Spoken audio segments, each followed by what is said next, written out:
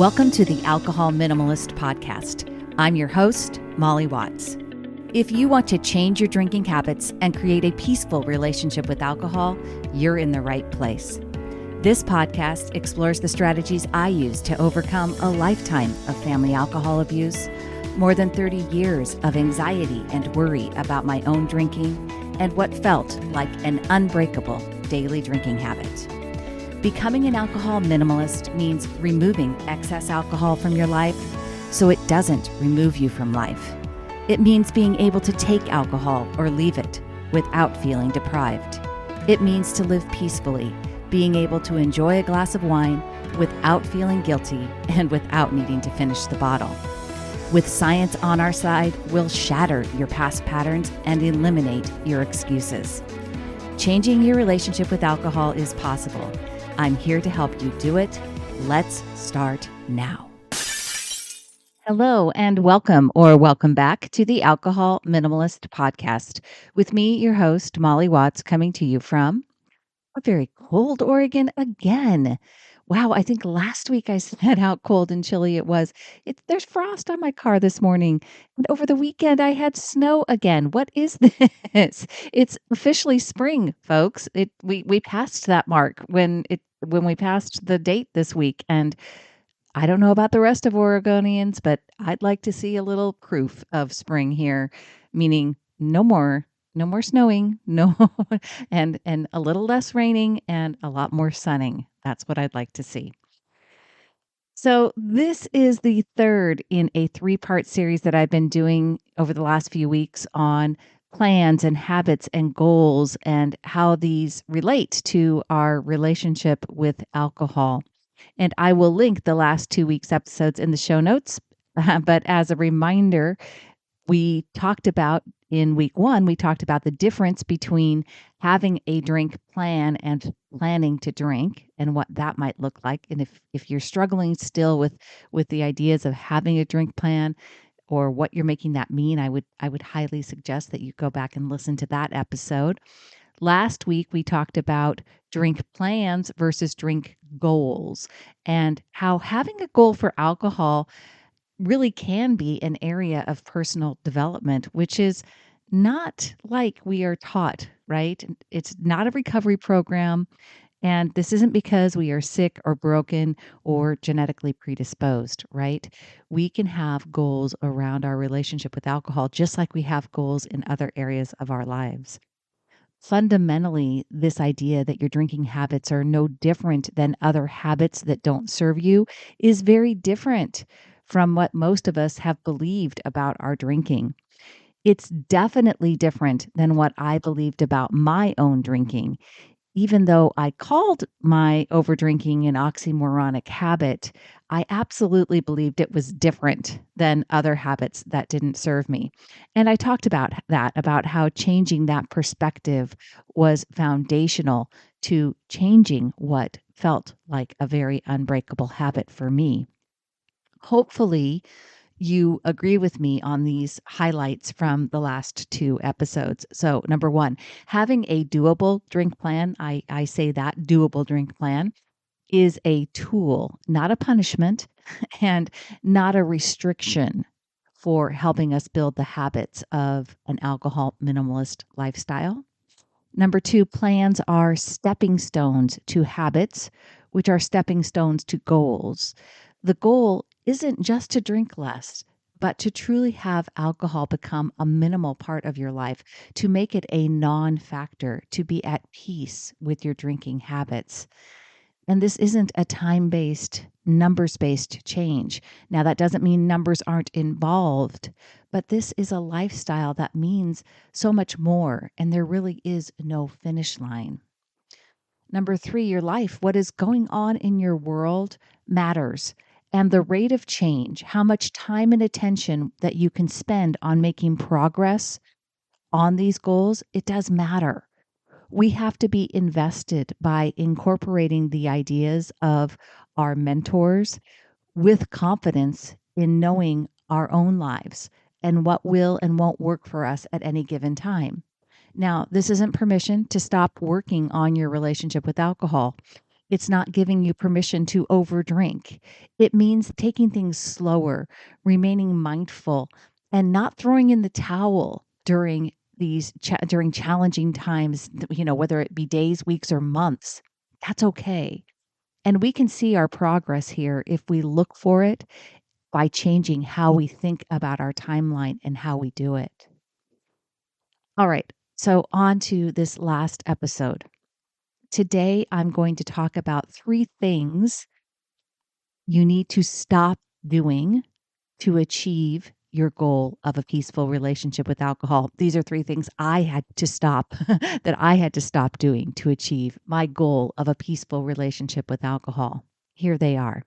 Number 1, I had to stop overwhelming myself and making change harder. Number 2, I had to stop making my drinking a moral decision. And number 3, I had to stop taking away my main coping mechanism, my daily drinking, without replacing it with a skill set to manage stress, anxiety, and other negative emotions.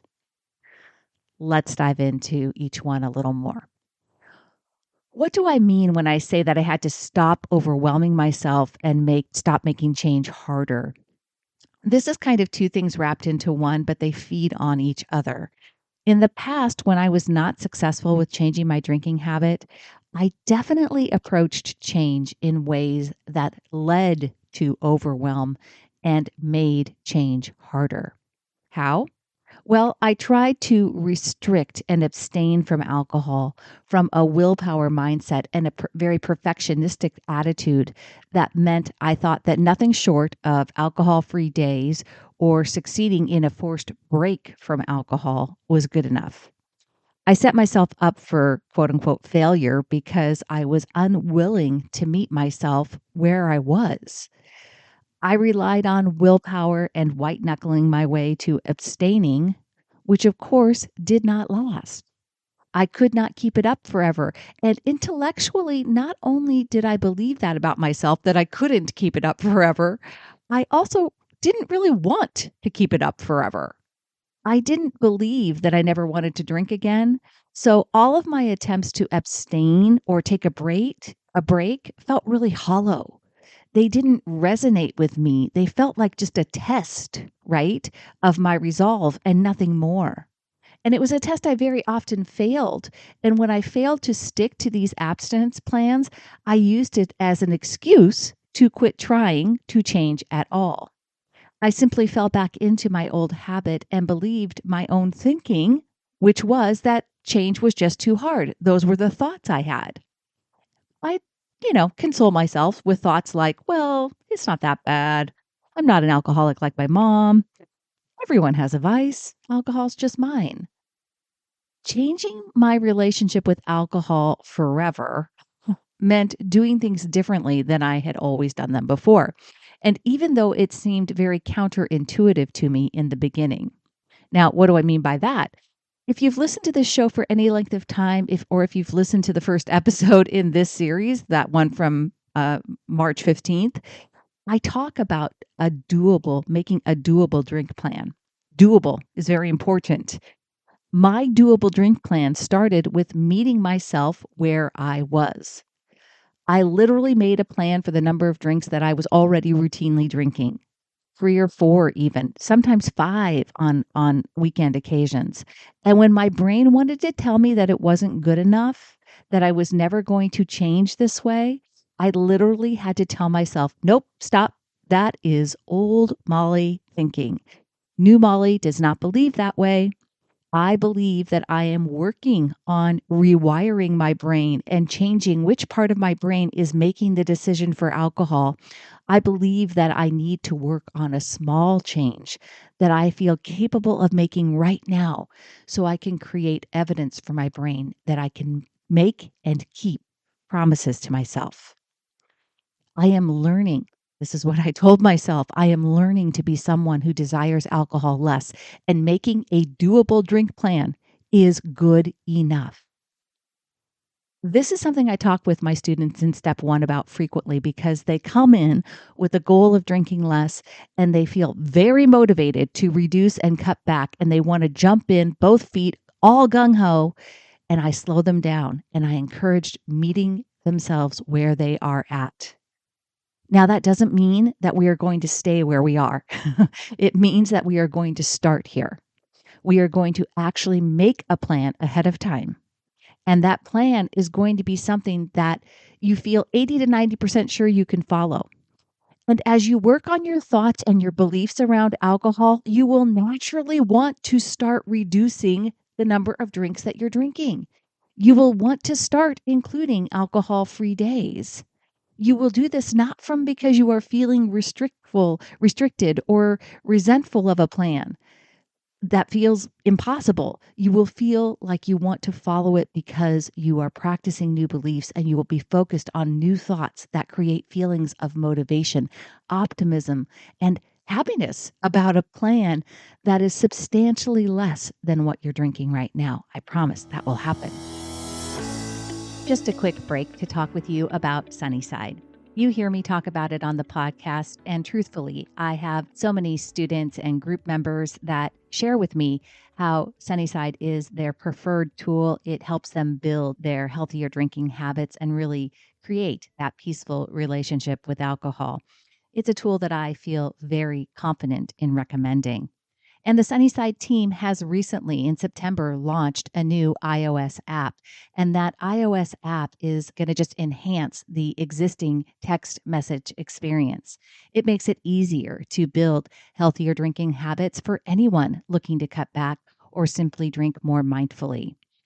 The new Sunnyside community is also available only in the new iOS app, and it gives you access to an engaged community of like minded people who are also on a journey to cut back on drinking and build healthier drinking habits. It's a safe, private space, and you'll get access to inspiration and advice from Sunnyside members as well as coaches. I encourage you to go check out Sunnyside. Go to www.sunnyside.co/Molly to get started on a free 15-day trial. That's www.sunnyside.co/Molly. We look for ways to do just a little bit better each day. For me, it was a long time before I incorporated alcohol-free days routinely into my weeks. Once I did routinely incorporate one alcohol-free day, it took me a while to add another alcohol-free day. But each time I made those small incremental changes, they were adding up and creating consistency in my new habits. And as I built new habits that aligned with my alcohol minimalist guidelines, the goal of having a peaceful relationship with alcohol became my reality. My lifestyle was a peaceful relationship with alcohol. Another thing I had to stop doing, um, number 2, was making my drinking a moral decision. Now, let's face it, we as a society still have a lot of work to do when it comes to changing the guilt, shame, good, bad, right, wrong judgments that we have around alcohol. For me, as an adult child of an alcoholic who had a history of judgment around alcohol, okay, I absolutely hated how my mother was when she drank. I hated it. I hated alcohol. I hated her when she was drunk.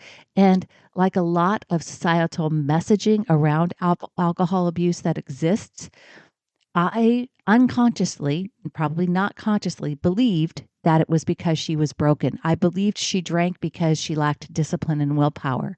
I believed she was just someone who was physically dependent and couldn't beat it because she lacked the strength. All right? That judgmental habit, that judgmental thought pattern was there. And when I changed my drinking habits for good and created a peaceful relationship with alcohol and a peaceful relationship with my then deceased mother, it was because I learned and mastered the behavior map result cycle, which illuminated how much my old thinking was steeped in judgment. Those practice beliefs had fueled my thoughts and feelings about my mother. And as I learned how to observe my thinking, I realized that that pattern of thinking set me up for seeing my own drinking patterns as either good or bad or right or wrong. When we experience the negative consequences of overdrinking, like feeling hungover or having anxiety, or maybe even legal consequences like a DUI, right? It feels very obvious that our overdrinking was quote unquote wrong, right? Wrong, right? Sorry. Here's the problem with judgmental thinking it doesn't help us feel better. And when we feel worse, when we beat ourselves up and tell ourselves we should know better, we should do better, we should be better, we feel defeated, hopeless, and like change is impossible for us.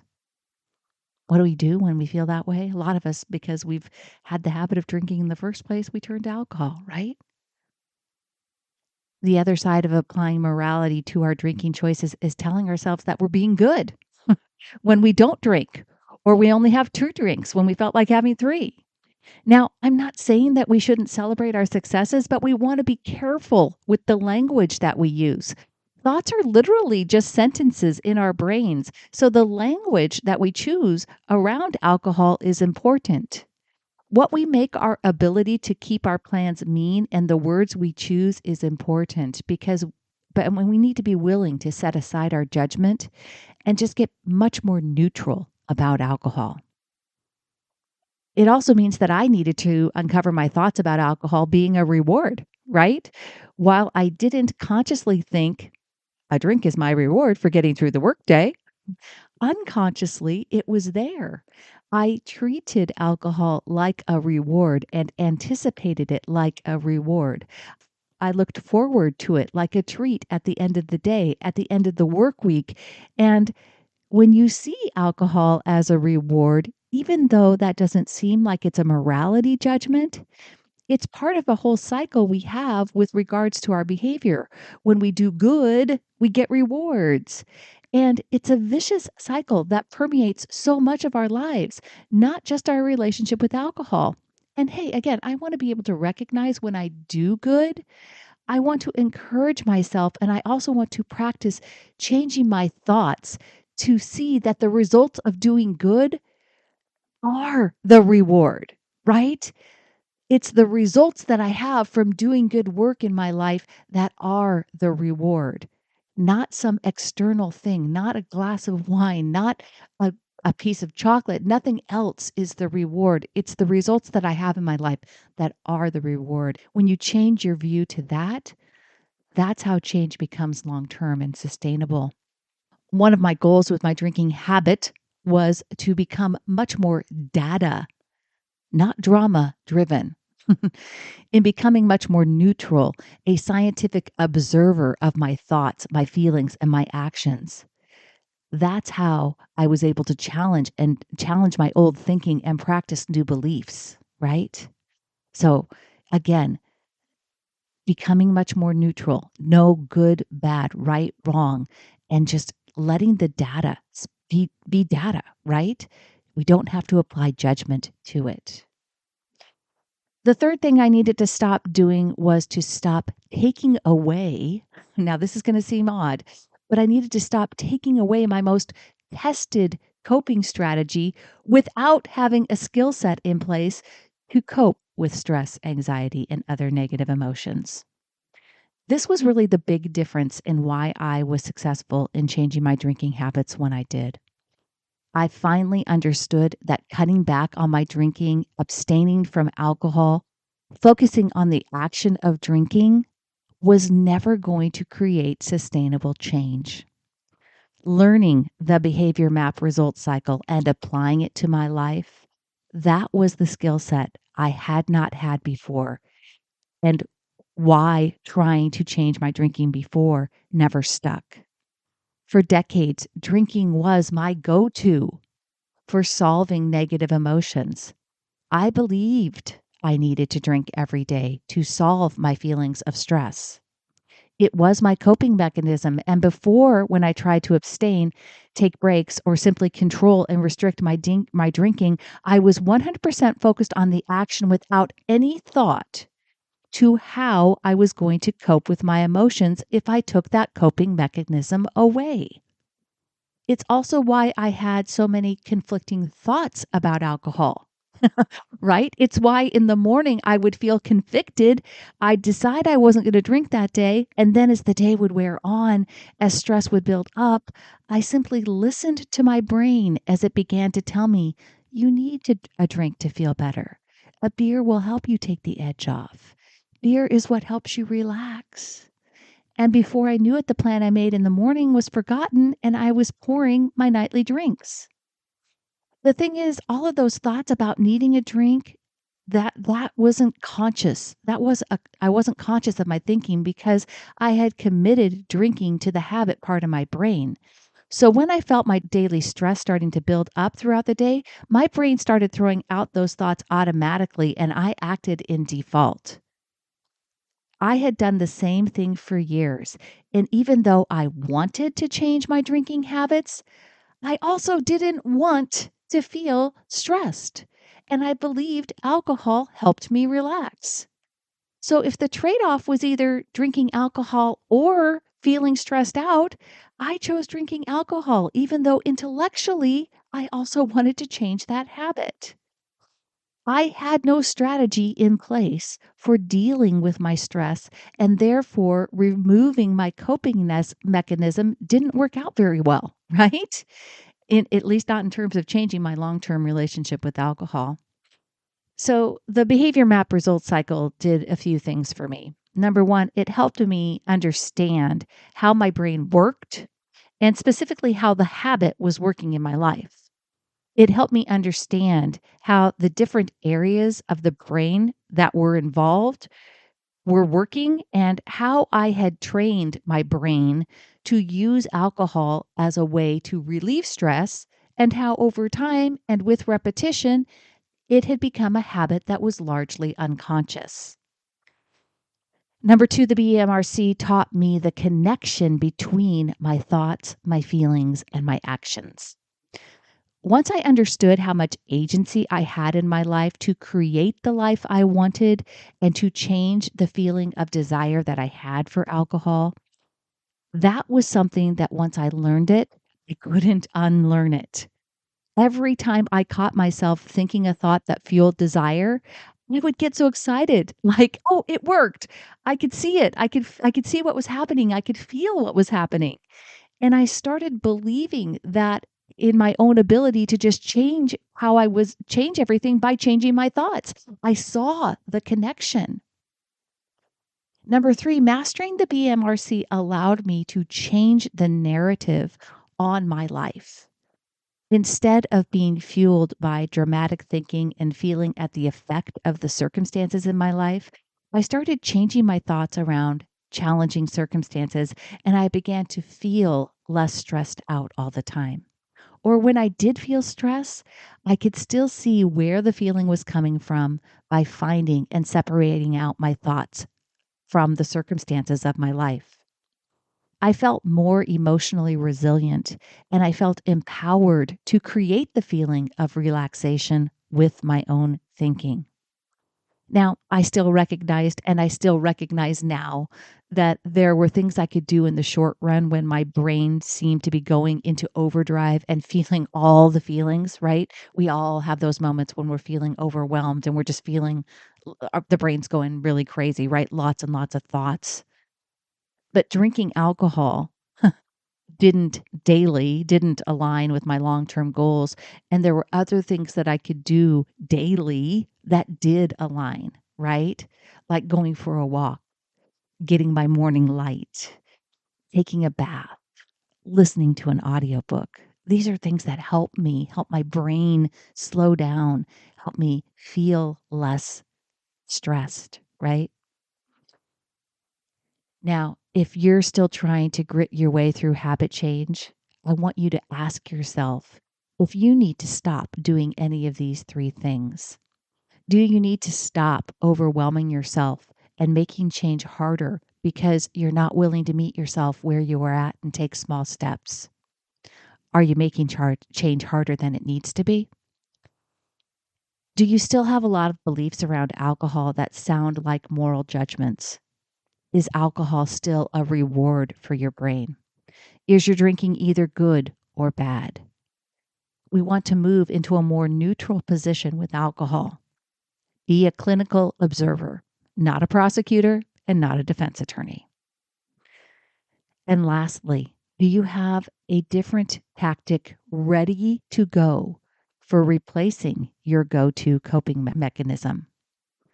If you are finding that your brain seems to hold on to two competing thoughts about alcohol, I want to drink less, but I also believe drinking helps me feel better, so I also want to drink, then figuring out this behavior map result cycle and how to use it to solve for your emotions is the key. I hope that these 3 episodes have been helpful for you. I would love to help you more if you need it. If you'd like to get some help with your drinking, then I invite you to check out Step 1. This month, April 2023 coming up, is the last month to get one-on-one coaching included with your enrollment fee. And when I open my new program in May, all of my Step 1 students will be automatically enrolled into it.